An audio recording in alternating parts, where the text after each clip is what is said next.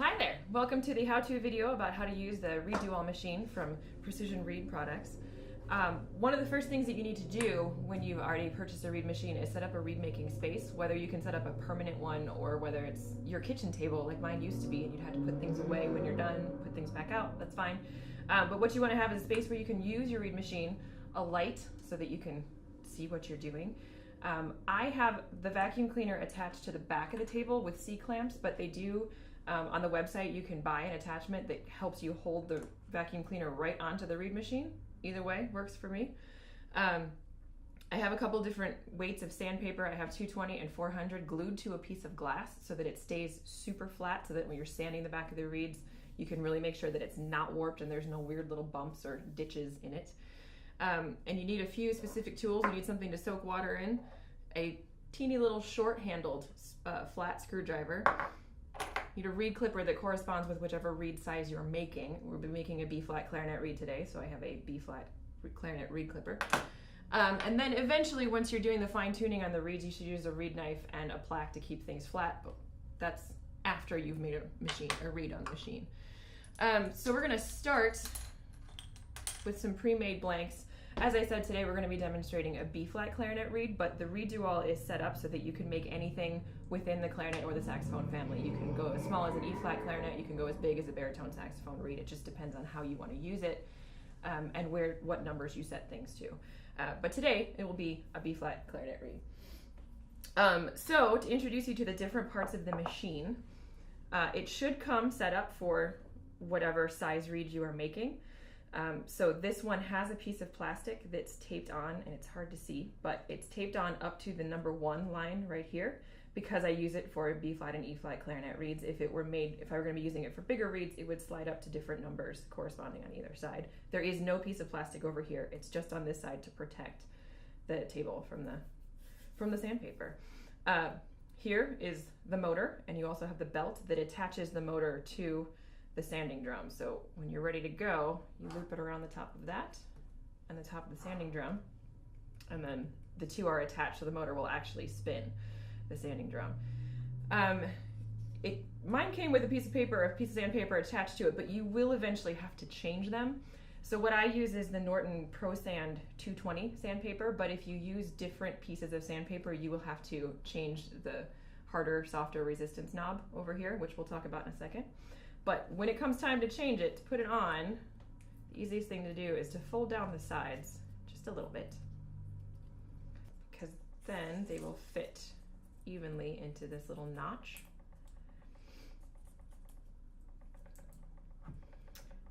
And your machine will also have come with a little piece of leather shoelace, and they do eventually wear out once you've change the sandpaper often, so you can just get another pair of leather shoelaces and cut a little piece off. This is where the short-handled screwdriver comes in handy. I use that to make sure that the shoelace fits in there nice and snug. You want it in the notch and not sticking out from this, because this part is going to touch the reed, so you want this in so that it doesn't do anything strange while you're cutting. There we go, that's better. All right, again, this is the resistance knob on the back. It says harder on one side and softer on the other, and there's a dot in the middle. That's a good guide to start if you start with the dot in the middle. It takes a little trial and error to find out what the resistance is right for you, but try making a few there, and then based on how they come off, if they're come off a little too hard to play or a little too soft, you can switch it one way or the other. It doesn't take a lot to turn it. You don't have to do a whole giant twist. The little lines here are just enough to move it harder or softer if you want to.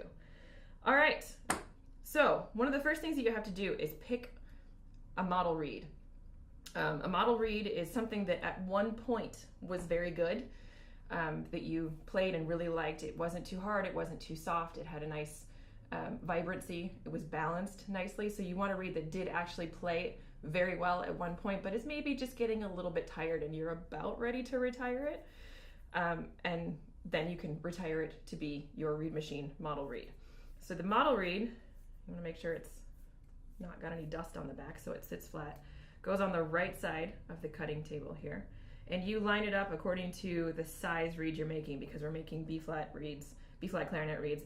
You line up the tip at the number 1 here, and you want to make sure that it's also centered between the two horizontal lines.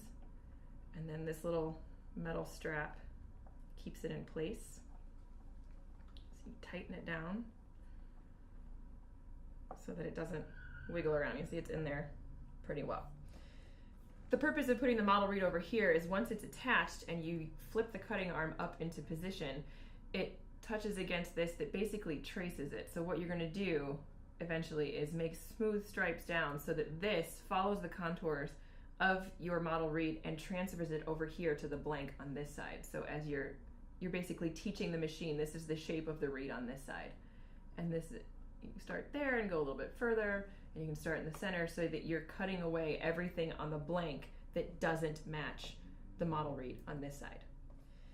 Then we have some reed blanks that are already made and they're cured. I go through a curing process that takes about a week of drying them, soaking them and drying them and soaking them and drying them. So hopefully the worst of the warping is over before you ever make it into a reed. It still will do a little bit of that once it's made into a reed and you're playing it, but the worst of it should be done as a blank before it's ever actually made into a reed. So the first thing we do, we're going to use our sandpaper over here. This is an older version of the Norton 220 and this is Norton 400, so it's a little bit finer. And the first thing we have to do is sand the back so that it's perfectly flat and shiny. So to do that, the best thing to do is to put 3 fingers across the top of the reed. If you just used one, you would get a lot of pressure in the middle, but not as much on the ends. And if you just kind of held it here, it's not all that steady, plus you'd end up sanding the tips of your fingers anyway. But if you use even pressure across the entire top of the reed, it should sand it evenly and make it nice and flat on the back.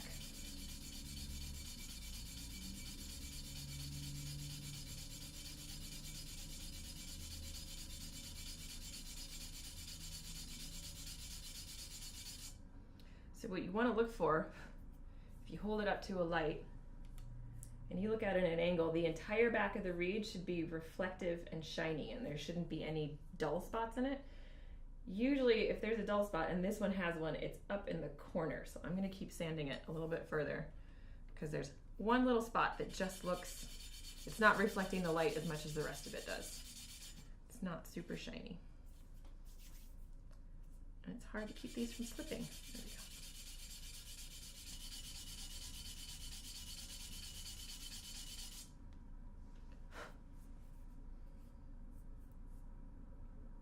There we go. And now you can use the finer sandpaper, the 400 grit, to polish it just a little bit more. And then we want to check and make sure that now it's nice and shiny and reflective. We want to check and make sure it's actually flat. So I'm going to put it flat on a piece of glass, not the table, because the table's not a reliably flat surface, but the glass is. So I'm going to push alternately on one side and the other to see if it rocks back and forth at all, and it doesn't. And then I'm going to do over the other side from the tip to the heel, and it does wiggle just a little bit. And you have to make sure that you're actually checking to see if it's rocking and it's not just accidentally scooting back and forth on the glass. But this one is tipping just a little bit, which means there's something about it that's a little bit warped. It's not totally flat yet. So we're going to do this again. Because if it doesn't sit completely flat on the table of your mouthpiece, it's not going to vibrate the way you want it to.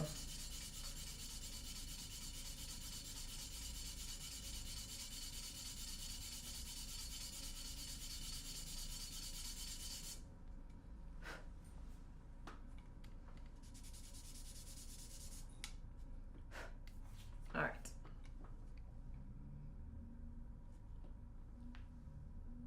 Good, now I don't see it tipping either this way or that way. It seems to be perfectly flat. If you want to, the very last thing you can do is use the back of a piece of sandpaper and do the same thing just to seal it a little bit and make it super shiny and flat. But make sure there's nothing underneath the sandpaper, between the sandpaper and the glass, because you don't want to add in weird little bumps that you just work so hard to try to get out. All right, so now we're ready to put this blank onto the machine. So before I lined up the model reed with the number 1 line because I'm making that size reeds. So when I put the blank over here, I'm also going to line it up with the number 1 line and make sure that it's centered between the 2 horizontal stripes on the cutting table. And just like I did with the model reed, you tighten it down so that it doesn't go anywhere while you're cutting it. Now, you have to decide how long you're going to cut the vamp, and that depends on how big the table or the window of your mouthpiece is. The kind of reed that I play, the kind of mouthpiece that I play, the window needs to be about 1.25 inches, and I actually have a line written on my reed machine right there to tell me where it is. But you can measure the window on your mouthpiece to decide how long the vamp has to be, because it will be different with different models, and of course it's different with different size instruments. I also like to draw a line on the blank starting on this side and across so that it's really easy to see while I'm cutting. I don't have to guess where it's supposed to be. So now we're ready to make the first cut on the machine. And the first cut is just about taking off all of this extra material up here. It's not about fine tuning, it's not about the little balancing things. We're just trying to take away everything that's not a reed. So what I'm going to do when I turn the machine on is I'm going to start at the tip, or what would be the tip of the reed, and I'm going to rock it gently back and forth and let the machine just take off all the extra material. This is why we run a vacuum cleaner while we're making it, so it can suck up all the sawdust that's going to come off. And I will just slowly move it down until I get to the vamp, and again, just get most of the material off. Once I've done that once, I'll start from the vamp and go to the tip in stripes to try to get all of the rest of the bumps and all of the super extra material off. So this will be the first cut of 2.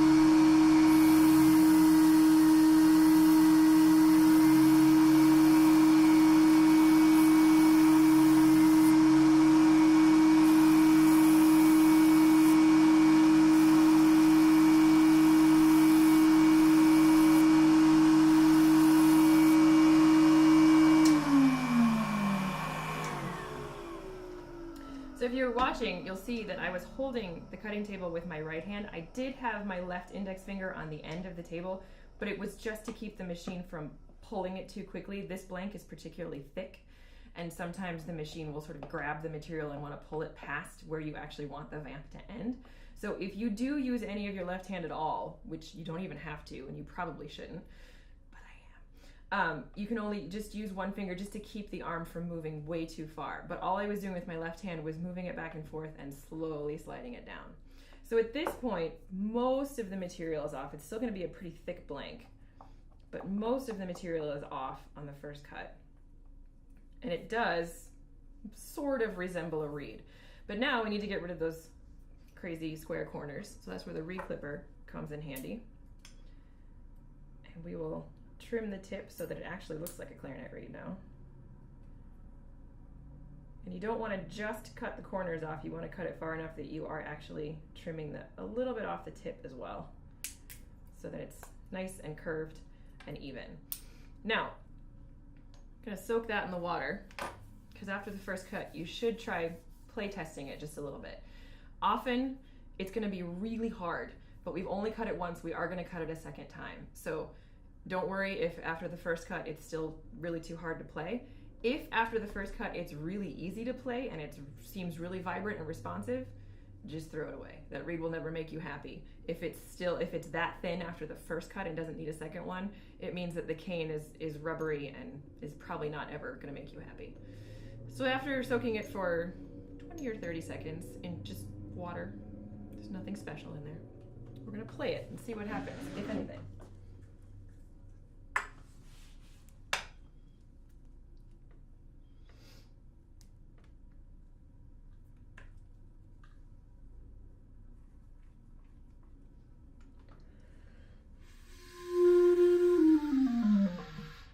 So you can see it's way too hard, but as everybody knows, once you've put a piece of cane into water, the wood is going to soak it up and it's going to expand a little bit, which is why we do a second cut, to take off the extra material that's there after you put in water and it's expanded. So the second cut is about doing much more of the fine tuning and getting things down to be the actual correct strength and resistance of the reed that you want.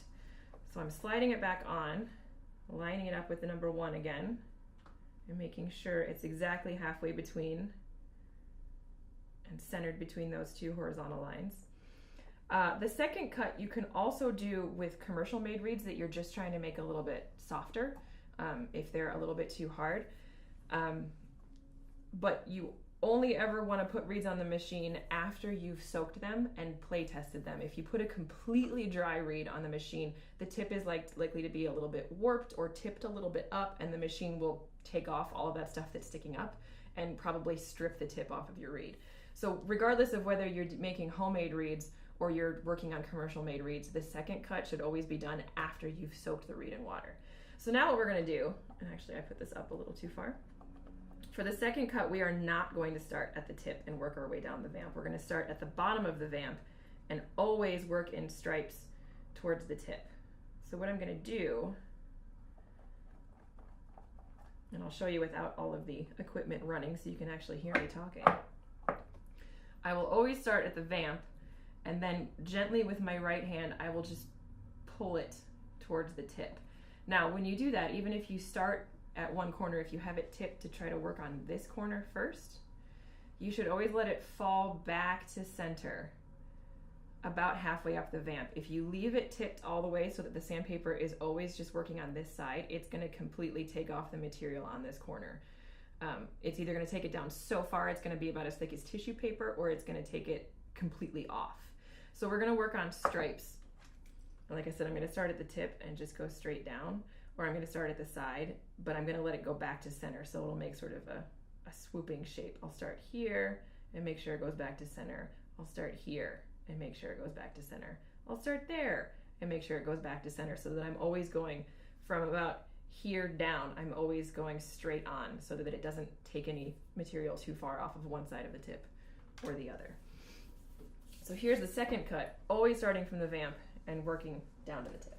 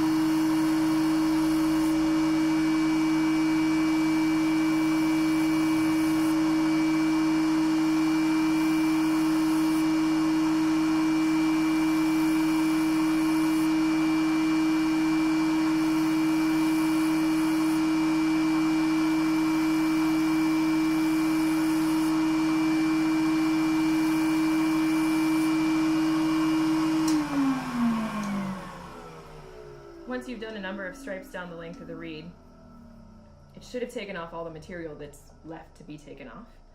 And you can always double check to make sure that things are smooth by looking at it at an angle, just the way we did with the back. If you look at it at this angle, you'll be able to see if there are any sort of bumps or ridges of parts of the vamp that you've missed. And you can always put them back on the machine and even them out. So we're going to soak this in water just again for a couple of seconds. It doesn't have to be even as long as the first time. and see how this reed turned out.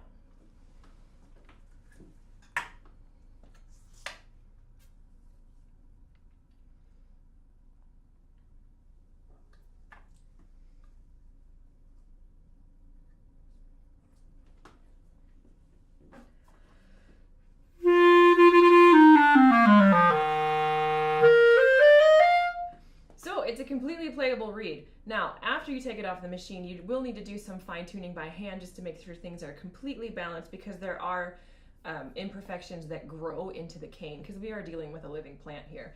But a reed should be playable off the machine. If it's too hard or too soft, then you need to check your settings on the resistance knob and try something a little bit different, whether it's too hard or too soft. But when it comes off the machine, you should be able to at least make a sound with it. And then the fine tuning to get that extra vibrancy and balance in it can be done by hand.